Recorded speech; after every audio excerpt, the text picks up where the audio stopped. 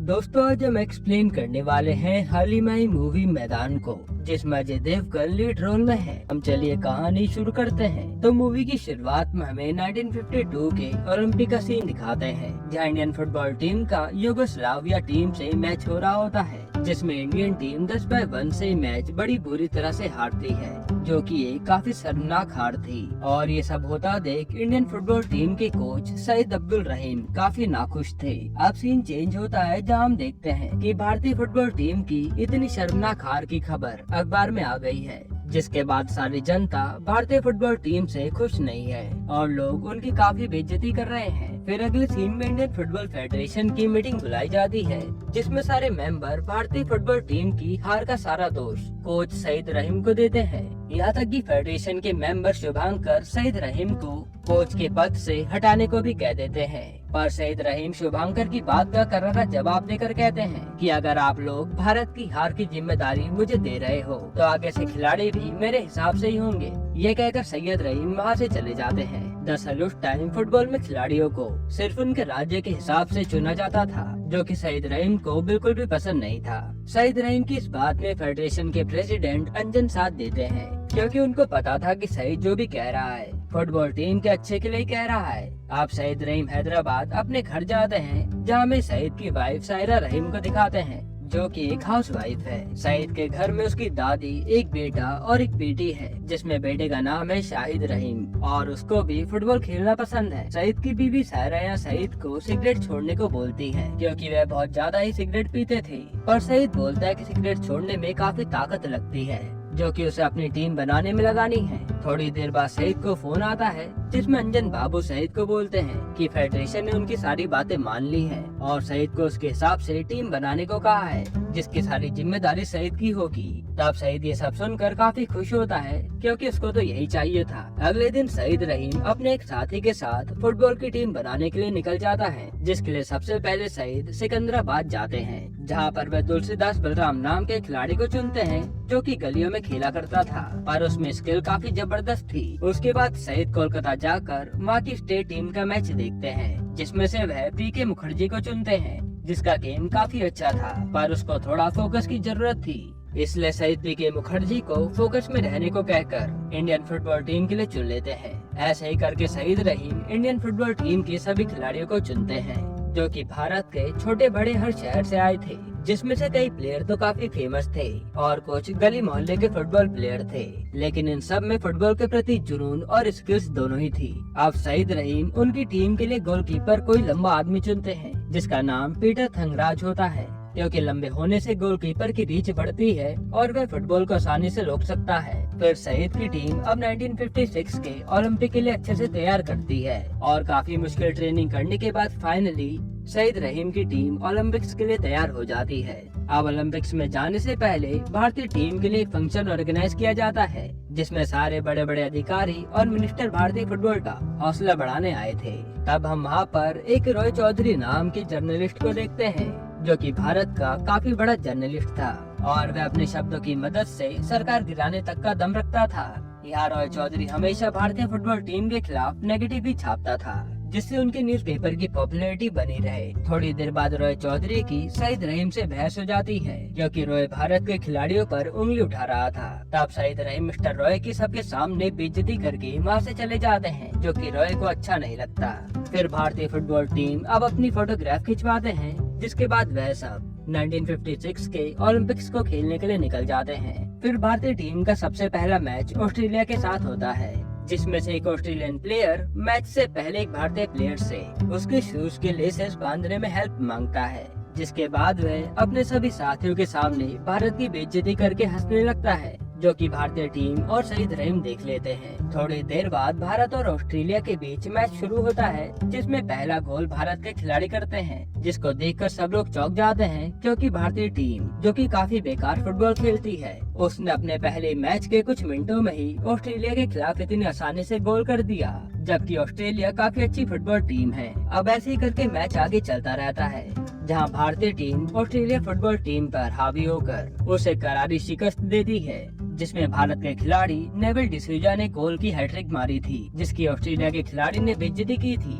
अब मैच के बाद की प्रेजेंटेशन में ऑस्ट्रेलिया टीम के कोच बोलते हैं कि भारत ज्यादा अच्छी टीम नहीं है, वह तो बस आज उनका दिन नहीं था। यह सब कहकर ऑस्ट्रेलिया के कोच भारत के खिलाड़ियों की एक तरह से बेइज्जती कर रहे थे। तब सईद रहीम मीडिया के सामने ऑस्ट्रेलियन कोच को जवाब देकर कहते हैं कि मैच से पहले आपके एक प्लेयर ने हमारी टीम के एक प्लेयर की बेइज्जती की, जिसका जवाब हमने आपको फील्ड पर दे दिया, पर अब आप यही गलती दोबारा कर रहे हैं, तो सोचो आगे क्या हो सकता है। यह कहकर भारतीय टीम प्रेजेंटेशन से चले जाते हैं और ऑस्ट्रेलियन कोच का सर शर्म से नीचे ही झुक जाता है। इसके बाद भारत ओलंपिक्स में काफी अच्छा प्रदर्शन करके कई सारी टीमों को हराती है और ओलंपिक्स में 4th पोजीशन पर आती है, जो कि भारतीय टीम का काफी अच्छा प्रदर्शन था। अगले सीन में हम देखते हैं कि रॉय चौधरी फुटबॉल फेडरेशन के मेंबर शुभांकर से बात करके उसका माइंड वॉश करके कहता है कि सैयद रहीम को अच्छे से फुटबॉल की कोचिंग नहीं आती, क्योंकि जिस स्टेट में सबसे ज्यादा लोग हैं वहाँ का कोई प्लेयर भी फुटबॉल टीम में है ही नहीं।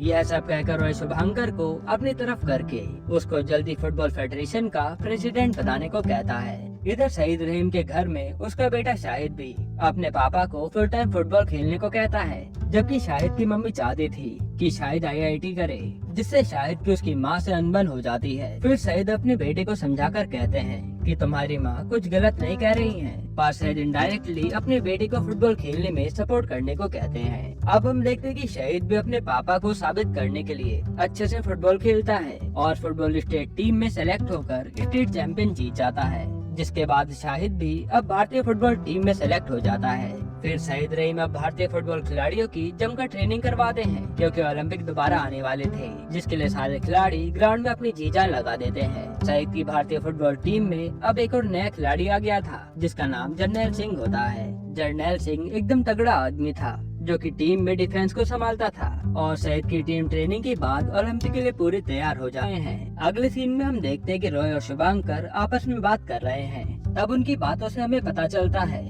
कि भारतीय टीम इस बार ओलंपिक के उस ग्रुप में है जिसमें वर्ल्ड की टॉप टीम है, मतलब कि भारतीय टीम का इस बार हारना तय है। यह सब कहकर रोहित शुभांकर के साथ सैयद को फेडरेशन से निकालने का प्लान बनाता है। फिर कुछ दिनों बाद 1960 में ओलंपिक शुरू होता है, जिसमें भारत का सबसे पहला मैच फ्रांस से था, जो कि वर्ल्ड की बेस्ट टीम में से एक है। फुटबॉल मैच शुरू होते ही भारत फ्रांस को कड़ी टक्कर देता है और फ्रांस के खिलाफ एक गोल मार के बढ़त बना लेता है, जिसके बाद फ्रांस भारत के खिलाफ गोल करने की काफी कोशिश करता है, पर भारत फ्रांस को अपने डिफेंस से रोकता रहता है और ग्राउंड पर बैठे सभी दर्शक अब हैरान थे कि वर्ल्ड की बेस्ट टीम इंडिया के सामने गोल नहीं मार पा रही है। फ्रांस और भारत का मैच अब चलता रहता है, जिसमें भारत फ्रांस से जीतने वाला था, पर एंड में फ्रांस भारत के खिलाफ एक गोल मार के मैच को ड्रॉ कर देता है। यह सब देखकर फुटबॉल मैच को देखने आए लोग भारत की फुटबॉल टीम के लिए तालियां बजाते हैं, क्योंकि भारत ने काफी अच्छा प्रदर्शन किया था, जो कि इंडियन फुटबॉल टीम के लिए गर्व की बात थी। अगले सीन में फुटबॉल फेडरेशन की दोबारा मीटिंग होती है,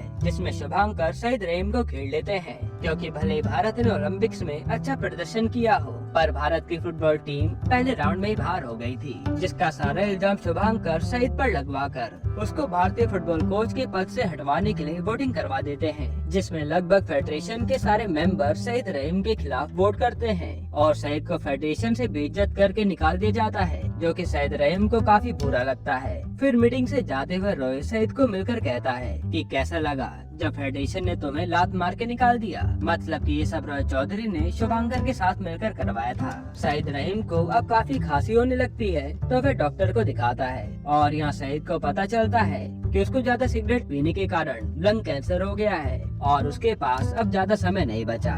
यह सुनकर सईद टूट जाता है। फिर सईद अब अपनी वाइफ सायरा को उसके लंग कैंसर के बारे में बताता है, जिससे सईद की वाइफ शौक में पड़ जाती है। तब सईद अपनी बीवी को बोलता है कि मैं अपना आखिरी समय अपनी फैमिली के साथ हंसी खुशी बिताना चाहता हूँ। अब ऐसे ही करके दिन बीतते रहते हैं और सईद की हालत दिन प्रतिदिन खराब होती जा रही थी। सईद की वाइफ भी समझ गई थी कि सईद का घर में मन नहीं लग रहा है, क्योंकि उनको तो फुटबॉल से प्यार था। जिसके बाद एक दिन सायरा सईद के पास आकर कहती है कि मैं आपको रोज ऐसे घुट घुट कर जीता नहीं देख सकती।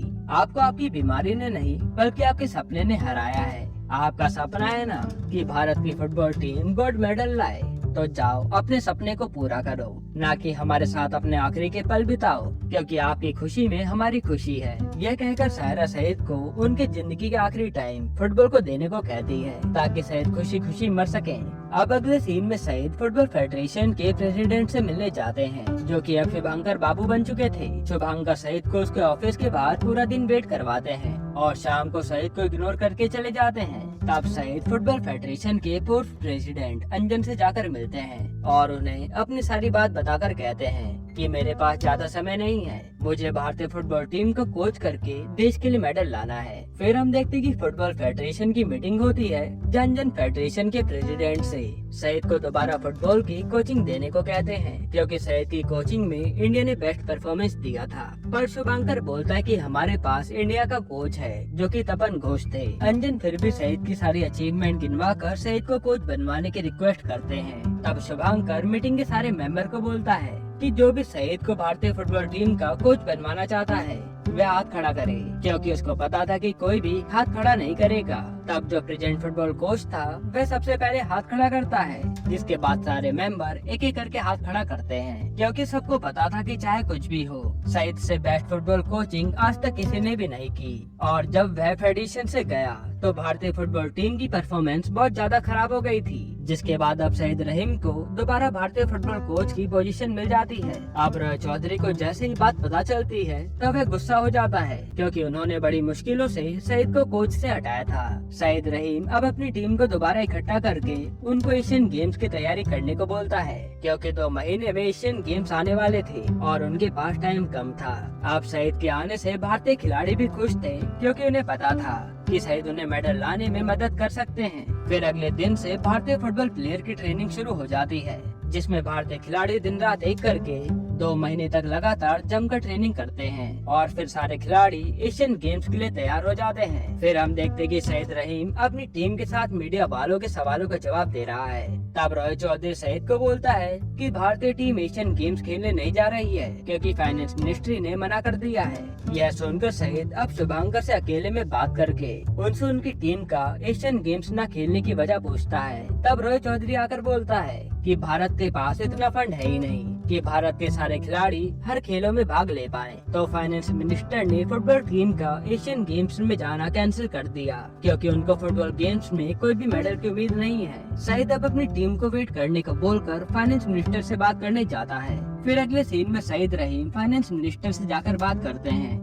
और उन्हें गेम्स की अहमियत समझाकर कहते हैं कि जब सरकार पॉलिटिक्स में इतना पैसा लगा सकती है तो थोड़ा खिलाड़ियों पर भी लगाना चाहिए। वह सब तो देश का नाम रोशन करते हैं। जिसके बाद फाइनेंस मिनिस्टर सईद की फुटबॉल टीम को एशियन गेम्स में भेजने के लिए मान जाते हैं, पर उनकी कुछ कंडीशन थी कि एशियन गेम्स में सिर्फ कुछ खिलाड़ी ही जा पाएंगे और उनको वहाँ पर अपने काम खुद करने पड़ेंगे, क्योंकि सरकार के पास फंड कम है। सईद अब फाइनेंस मिनिस्टर की सारी बात मान लेता है ताकि उसकी टीम एशियन गेम्स में खेल पाए। फिर सईद भारतीय टीम को खुशखबरी देता है कि उनकी टीम एशियन गेम्स खेलने जा रही है, पर सिर्फ 16 खिलाड़ी एशियन गेम्स खेलने जा पाएंगे, बाकी के खिलाड़ी यहीं रहेंगे। अब जो खिलाड़ी एशियन गेम्स खेलने नहीं जा रहे थे उनमें से एक सईद रहीम का बेटा शाहिद भी होता है, जो कि दुखी होने के बजाय खुश था, क्योंकि उसको पता था कि उसके पापा किसी भी खिलाड़ी का गलत नहीं करेंगे। यह कहकर वह अपने पापा को गले से लगा लेता है। भारतीय फुटबॉल टीम अब 1962 के एशियन गेम्स खेलने जाती है, जिसमें भारत का सबसे पहला मैच साउथ कोरिया से होता है, जो कि पिछली 2 बार की सिल्वर मेडलिस्ट टीम थी। अब भारत के साउथ कोरिया के मैच से पहले उनका गोलकीपर पीटर थंगराज पैर में चोट के कारण बाहर हो जाता है, जो कि टीम का एक मजबूत खिलाड़ी था। फिर थोड़ी देर बाद भारत और साउथ कोरिया का मैच शुरू होता है, जिसमें बीके बनर्जी फुटबॉल को लेकर साउथ कोरिया के गोल पोस्ट तक जाने लगता है, पर साउथ कोरिया का डिफेंस फुटबॉल छीन लेते हैं, क्योंकि उनका डिफेंस काफी अच्छा था। जिसके बाद साउथ कोरिया अपना पहला गोल कर देते हैं। अब ऐसे करके साउथ कोरिया के प्लेयर भारत के खिलाड़ियों को चकमा देकर एक के बाद एक गोल मारते जाते हैं और भारत की टीम आपस में एक दूसरे को ब्लेम करने लगती है कि तेरी वजह से गोल पड़ रहे हैं। जिसके बाद भारत पहले मैच में साउथ कोरिया से बड़ी बुरी तरह से हारता है। मैच के बाद रोहित चौधरी सईद को मिलकर कहता है कि कल आपका भारत का रिटर्न का टिकट तय हो जाएगा, क्योंकि भारत का कल थाईलैंड से मैच होना था, जिससे भारत एक बार पहले भी हार चुका है। तब सईद रहीम ड्रेसिंग रूम में जाकर भारत के खिलाड़ियों को मोटिवेट करके एकजुट होकर खेलने को कहते हैं, क्योंकि सईद को पता था कि भारत के खिलाड़ी अभी भी एशियन गेम्स जीत सकते हैं। बस टीम को थोड़ी यूनिटी और साहस की जरूरत है। अगले सीन में भारत और थाईलैंड का मैच शुरू होता है, जिसमें थाईलैंड शुरू से ही भारत पर अटैक करने लगता है और थाईलैंड के खिलाड़ी भारतीय खिलाड़ियों को घायल करके गोल मारते हैं, पर भारत का गोलकीपर फुटबॉल रोक लेता है। जिसके बाद थाईलैंड की टीम दोबारा गोल के लिए आगे बढ़ती है, पर जर्नैल सिंह बॉल आगे जाने नहीं देता। तब थाईलैंड की टीम मैच के बीच में चुपके से जर्नैल सिंह को घायल करके एक गोल कर देते हैं, ताकि भारत की टीम डिफेंस न कर पाए और थाईलैंड टीम गोल करके मैच जीत जाए। अब जर्नैल सिंह के घायल होने के बाद सईद अपनी टीम को बोल देता है कि चाहे कुछ भी हो जाए, मुझे जर्नैल सिंह की चोट का हिसाब चाहिए। जिसके बाद भारतीय टीम भी थाईलैंड के गेम का जवाब होने की तरह देकर अटैकिंग मोड में आ जाती है और लगातार 4 गोल मारकर थाईलैंड को 4-1 से हरा देती है। मतलब कि भारतीय फुटबॉल टीम एशियन गेम से बाहर होने से बच गई और क्वार्टर फाइनल में पहुंच गई, जिसमें भारत का मुकाबला जापान से होने वाला था। भारत की फुटबॉल टीम इस शानदार जीत के बाद काफी खुश थी और भारत के डिप्लोमेट मीडिया के सवालों का जवाब देते हुए इजराइल के बारे में बोल देते हैं, जिसको एशियन गेम्स में खेलने नहीं दिया गया। जिसके बाद इंडोनेशिया की गवर्नमेंट और वहाँ के लोग भारतीय खिलाड़ियों से आक्रोश में आ जाते हैं। यहाँ सईद रहीम की हालत अब दिन प्रतिदिन खराब होती जा रही थी, पर वे अपनी टीम से छुपाकर उनको एशियन गेम्स की स्ट्रेटेजी बताकर पूरा सपोर्ट करते हैं। अब भारत का मैच जापान से होता है, जिसको एशिया की सबसे फुर्तीली टीम कहा जाता है, पर भारत के खिलाड़ी जापान की फुर्ती का जवाब अपनी टीम वर्क से देते हैं और जापान को 2-0 से हराकर सेमीफाइनल में अपनी जगह बना लेते हैं, जिसमें उनका मुकाबला वियतनाम से होने वाला था। अब कुछ दिनों बाद एशियन गेम्स का सेमीफाइनल आता है, जिसमें सईद भारत के खिलाड़ियों को उनकी गेम की स्ट्रेटेजी बताता है। तब खिलाड़ियों को सईद की हालत काफी खराब लग रही थी, क्योंकि वह बार बार खांसे जा रहे थे, पर सईद खिलाड़ियों को सिर्फ गेम में फोकस रहने को बोलते हैं। और अब भारत और वियतनाम का मैच शुरू होता है, जिसमें भारत शुरू में ही वियतनाम से 2 गोल खाकर पीछे हो जाता है। फिर भारतीय टीम अपनी टीम वर्क से मैच को 2-2 से बराबर कर लेती है। तब लास्ट के कुछ मिनट बचते हैं, जिसमें भारत का एक खिलाड़ी फुटबॉल को वियतनाम की गोल पोस्ट पर ले जाता है, जहां पर वियतनाम की गलती से भारत को एक फ्री किक मिलती है। इसका फायदा उठाकर भारत एक और गोल मारता है, जिससे भारत वियतनाम को 3-2 से हरा देता है, जो कि भारत का सबसे बड़ा कमबैक था। यहाँ भारत अब वियतनाम को हराकर फाइनल में पहुंच गया था, जहां भारत का मुकाबला साउथ कोरिया से होने वाला था, जिससे वह पहले मैच में बड़ी बुरी तरह से हारे थे। फिर भारत की टीम अब फाइनल्स की स्ट्रेटेजी बनाकर पूरी तैयारियां करती है, जिसके बाद फाइनली एशियन गेम्स के फाइनल का दिन आता है, जहां भारतीय फुटबॉल टीम अपनी बस में ग्राउंड पर जा रही थी। तब इंडोनेशिया के लोग भारत की बस को रोककर उसमें पथराव करके मुर्दाबाद के नारे लगाते हैं, क्योंकि भारत के डिप्लोमेट की मीडिया में बयान के कारण इंडोनेशिया के लोग भड़क गए थे। तब मिलिट्री को आकर भारत की टीम को भीड़ से निकालना पड़ता है। अब यह भारत के फाइनल मैच से पहले पीके बनर्जी और नेविल डिसूजा को पता चल जाता है कि सईद रहीम को लंग कैंसर है, पर सईद उनको फाइनल मैच में फोकस करने को बोलते हैं। फिर सईद अब भारतीय टीम के पास आकर फाइनल स्पीच देते हैं कि आज वह दिन आ गया है जिसका हम सब लोग बड़ी बेसब्री से इंतजार कर रहे थे, और सबको आज एक होकर ऐसा खेलना है जैसा आपने अपनी जिंदगी में कभी ना खेला हो, और भले ही एक सबसे छोटा नंबर हो, पर आज हमारे लिए एक सबसे बड़ा नंबर होगा। ये कहकर सईद कहते हैं कि भले ही आप सभी 11 खिलाड़ी भारत के अलग अलग राज्य से होंगे, पर आज सबको ऐसा खेलना है कि आप सभी फील्ड पर एक लगो और कल आपके अखबार में एक फोटो भारत के सभी लोगों के चेहरों पर मुस्कान ले आए। इतना कहकर सईद अपने खिलाड़ियों को फाइनल खेलने के लिए भेज देते हैं। भारत के फुटबॉल टीम ग्राउंड पर उतरती है, तब ग्राउंड के सभी दर्शक भारत के विरोध में थे और क्राउड के भारत के खिलाफ होने के कारण भारतीय टीम के लिए साउथ कोरिया से जीतना और भी मुश्किल हो गया था। फिर थोड़ी देर बाद भारत और साउथ कोरिया के बीच फाइनल शुरू होता है, जिसमें साउथ कोरिया शुरू में ही भारत पर भारी पड़ जाती है और सबसे पहले भारत के खिलाफ गोल करती है। तब भारत का एक एक खिलाड़ी अपनी जान लगा देता है, पर वे साउथ कोरिया के गोल तक नहीं पहुंच पाते, क्योंकि साउथ कोरिया का डिफेंस काफी मजबूत था। फिर भी भारत के खिलाड़ी हार नहीं मानते और कोशिश करते रहते हैं, जिसमें काफी सारे भारत के खिलाड़ी घायल भी होते हैं, पर वे अपने देश की जीत के लिए पूरी जी जान लगा देते हैं। इसके थोड़ी देर बाद मैच पलटता है और भारत की टीम भी साउथ कोरिया को टक्कर देकर लगातार 2 गोल मारती है। अब भारत साउथ कोरिया से आगे हो गई थी और लास्ट के कुछ मिनट बचे थे।